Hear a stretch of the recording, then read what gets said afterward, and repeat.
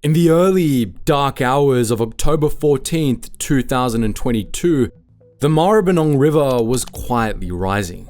Good evening. Melbourne Water has criticised the Weather Bureau over the devastating October floods that ravaged Maribyrnong. By sunrise, it had reached its banks, sending a tide of thick brown sludge straight into the surrounding Victorian suburbs. Angelica Perpa evacuated her home in the dark, and she watched the water swallow her furniture, ruin her personal belongings, and soak into the very bones of the property. As the physical disaster peaked and the muddy water finally began to recede, Angelica held on to one specific comfort. She had paid her premiums and had a comprehensive insurance policy. The house would be rebuilt. She called her provider immediately to start the claim, and the representative on the other end of the line told her to expect a call back within 20 business days. Normal stuff, right? I mean, a major natural disaster just occurred and they'd be flooded with claims from other people who were probably in a worse position. But for more than 50 days, nothing. For 50 days, Angelica sat in temporary accommodation, listening to dead air, while her insurer completely ignored her file and scavengers broke into her empty, rotting house twice to strip the copper pipes out of the walls. When the corporation finally broke their silence, they bypassed a full repair entirely and handed her a lowball cash settlement offer ranging between $110,000 and $176,000. Her independent quote for the rebuild was $311,000. The insurer left her stranded with a mold-infested shell of a home and a massive financial deficit. Angelica's insurer basically waited her out. Her story serves as the terrifying new blueprint for disaster recovery in Australia. Following the record-breaking 2022 floods, the domestic insurance industry initiated a highly calculated exit strategy, walking away from more than 5,400 policies and flood-hit postcodes, abandoning entire communities, leaving them to face the next storm without a safety net. The disaster exposed a fundamentally broken economic system. Technical wording, intentional delays, and aggressive risk pricing are quietly turning thriving Australian suburbs into financial dead zones.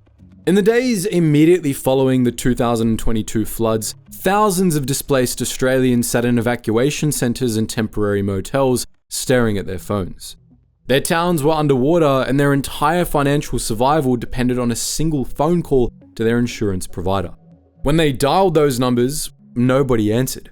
Angelica's 50 days of isolation represented the exact standard of the national recovery effort. The insurance industry coldly refers to this massive structural bottleneck as a pipeline jam.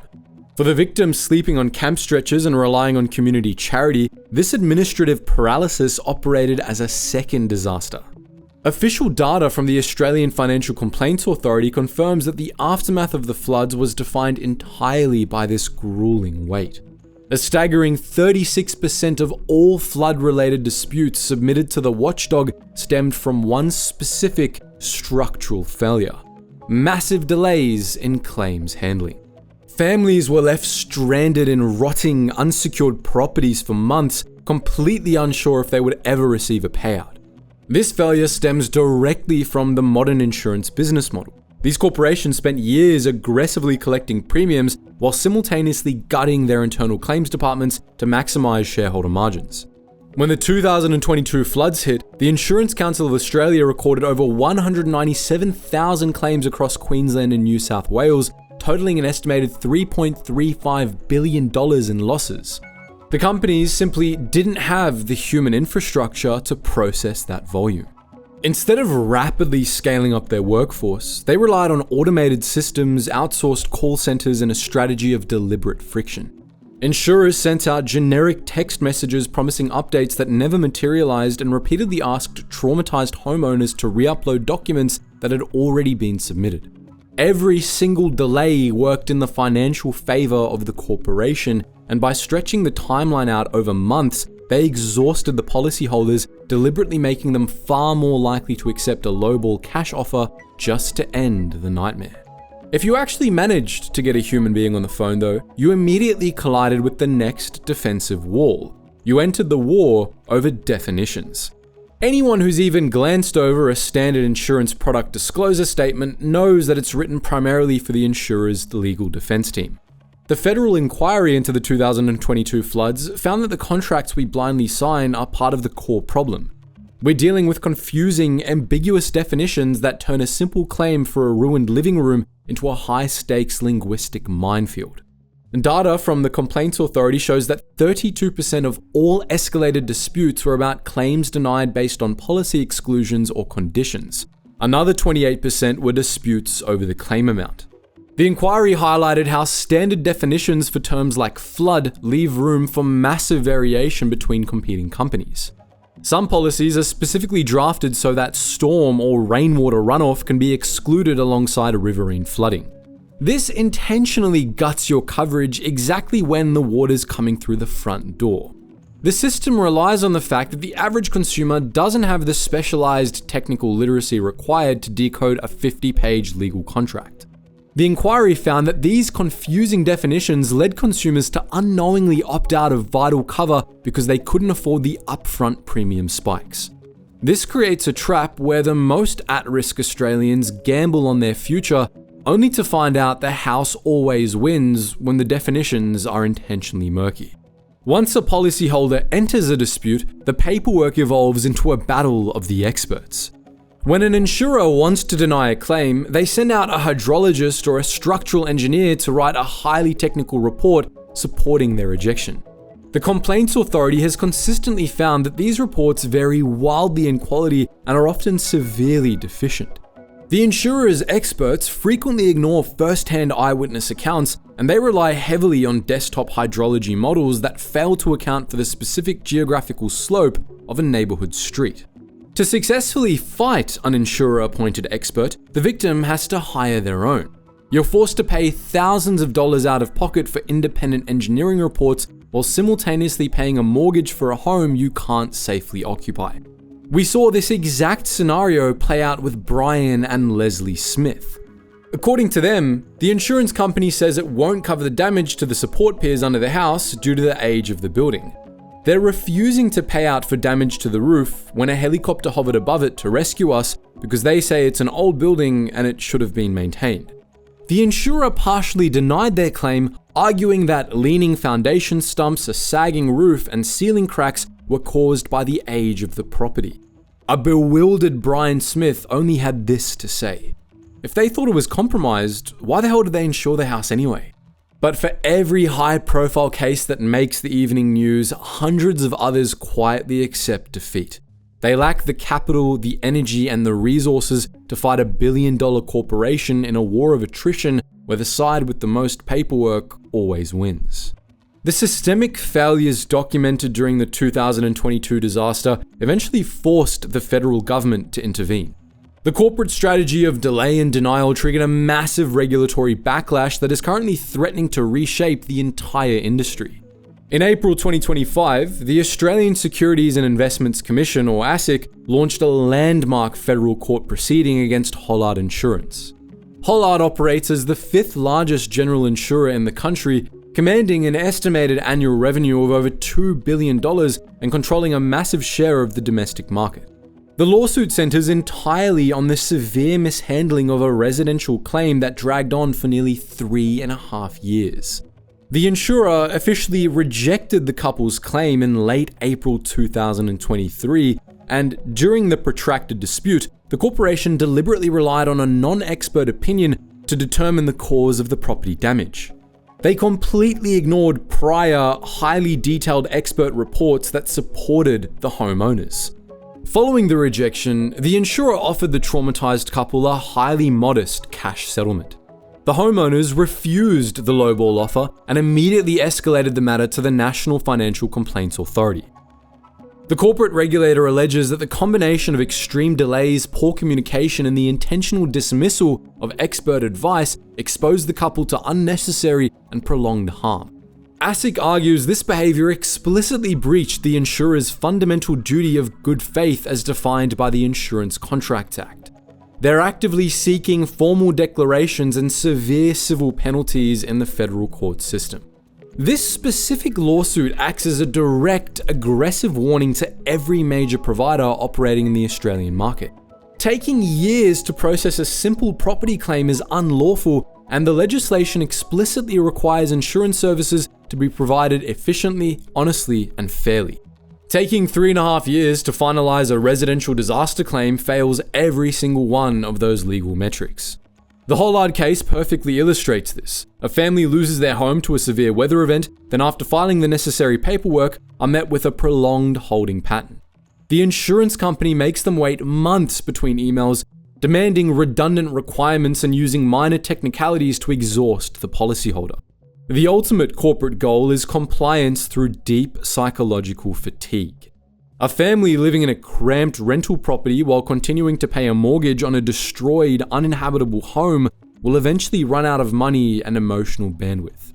At that exact moment of maximum vulnerability, the insurer presents a modest cash settlement which represents only a mere fraction of the actual rebuild cost. But for a desperate, financially ruined family, it represents an immediate end to the administrative torture. Corporate executives can no longer hide behind the convenient excuse of unprecedented weather events to justify chronic internal under-resourcing. The regulator has effectively put the entire sector on notice. If a company lacks the basic human infrastructure to answer the phone during a crisis, their entire promise of financial protection is completely fraudulent. While the regulators battle in the federal courts over the individual claims, the broader insurance industry is quietly executing a much larger, permanent exit strategy. They're completely rewriting the map of habitable Australia. During the federal hearings in the 2022 disaster, executives revealed a highly calculated withdrawal from high-risk postcodes. Since January 2022, insurers decided against renewing more than 5,400 policies in areas severely affected by the floods. This corporate retreat triggers a brutal economic chain reaction that turns thriving residential neighborhoods into absolute financial dead zones. The process begins with aggressive, targeted pricing spikes. A standard home and contents policy that historically costs $2,000 a year suddenly jumps to $15,000 or $20,000 upon renewal. Homeowners simply can't afford the new premiums and are violently priced out of the market. The exact moment a property becomes uninsurable, a secondary, far more dangerous economic crisis begins. Home and contents insurance premiums continue to surge, but there are easy ways to ease the pain. Money editor Effie Zahos has exclusive details of how much you could save by using some tried and tested tactics. Australian banks require comprehensive home insurance as a mandatory non-negotiable condition for holding a residential mortgage. If a homeowner drops their policy due to skyrocketing costs, they technically default on their loan terms. If a newly listed property can't secure a mortgage, it can't be sold to a standard buyer, and the only available purchasers left in the market are cash buyers who heavily discount the purchase price due to the severe, unmitigated flood risk. Property values in these areas then completely collapse, and the insurability of the land dictates its entire financial future. Residents who possess the financial mobility to leave do so immediately, and those who lack the necessary capital are left trapped in homes they can't afford to protect and can't manage to sell.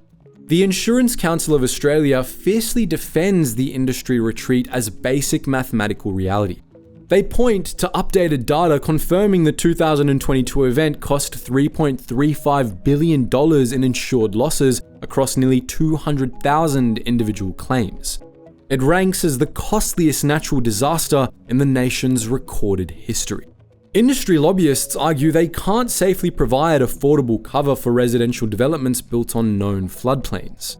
They demand massive government investment in structural mitigation, such as concrete levees and improved drainage systems, before they even think about returning to these abandoned postcodes. Insurance companies are being accused of abandoning homeowners in flooded towns in central west of New South Wales. Residents are being informed by the insurers that their flood protection policies aren't able to be renewed beyond the end of the year. The federal inquiry completely rejected this mathematical defense, though. Government watchdogs concluded the systemic administrative failures during the 2022 floods exacerbated the financial crisis far beyond the physical weather event. Good evening. Melbourne Water has criticised the Weather Bureau over the devastating October floods that ravaged Maribyrnong. In a submission to the highly anticipated flood inquiry, it's denied full responsibility, instead placing part of the blame on forecasters for failing to adequately warn residents. The Parliamentary Committee also released a highly critical report titled Flood Insurance Inquiry Reports on Industry Failures. They demand the Australian government strictly define ambiguous terms in the Insurance Contracts Act, specifically targeting phrases like rainfall runoff, storm surge, and riverine flood. Leaving these technical terms open to corporate interpretation allowed insurers to deny legitimate claims based on invisible geographical boundaries. Insurers claim that they're simply pricing environmental risk, but the grim reality on the ground shows that they're aggressively managing a complete corporate exit. They're deliberately leaving the Australian taxpayer and the individual homeowner to absorb the multi-billion-dollar fallout of a changing climate. The federal inquiry into the 2022 floods summarised that the current state of the insurance market is completely unsustainable. If the industry continues its unmanaged retreat, a massive portion of the Australian eastern seaboard will become a financial black hole. The government is currently weighing 3 distinct legislative paths to intervene, and each option creates a vastly different economic reality for the homeowner. The first option targets the paper trap directly. It requires standardizing all policy definitions across the entire industry, and the federal government would legally define terms like rainwater runoff, storm surge, and wear and tear in plain English. This eliminates the linguistic loopholes corporations currently use to deny claims, and it also completely reverses the burden of proof. The insurer would have to legally prove the water entering a home was excluded under the standardized terms, rather than forcing the traumatized homeowner to hire independent hydrologists out of pocket. This provides massive consumer protection, but the inevitable consequence is a universal spike in premium costs. Insurers will simply pass the cost of these guaranteed payouts directly onto the broader customer base, making coverage more expensive for everyone. The second option addresses the pipeline jam by transforming claims handling into a strictly regulated financial service. This path builds directly on the legal precedent set by the ASIC lawsuit against Hollard Insurance. The government would establish hard, non-negotiable statutory timelines for site inspections, expert reports, and final payout decisions. Failing to meet these deadlines would trigger massive corporate fines, and this would force companies to adequately staff their internal claims departments before a natural disaster occurs. The inherent risk to this approach is rapid capital flight. If the financial penalties for delayed processing become too severe, multinational insurers might accelerate their exit from the Australian market entirely rather than risk the compliance fines. The third and most radical path requires the government to admit that the private market can no longer function in high-risk areas. It shifts the financial burden of extreme weather directly from private corporations to the public taxpayer. The federal government has already tested a version of this model in Northern Australia through the Cyclone Reinsurance Pool. Under this system, the Australian Reinsurance Pool Corporation operates as a government-backed, not-for-profit entity. It acts as the ultimate financial backstop, absorbing the most extreme weather risks from private insurers to artificially suppress consumer premiums at the property level. In a geographic environment becoming increasingly unpredictable, comprehensive insurance operates as the final line of defense for the Australian dream. Working hard, grinding out a mortgage, and dutifully paying annual premiums is supposed to guarantee that a family will never be left to start from zero after some heavy rain. The 2022 floods shattered that promise completely. The corporate response to that disaster treated the paying customer as a hostile adversary, and it forced displaced, traumatized families to become amateur legal scholars simply to secure a fair hearing for their ruined homes.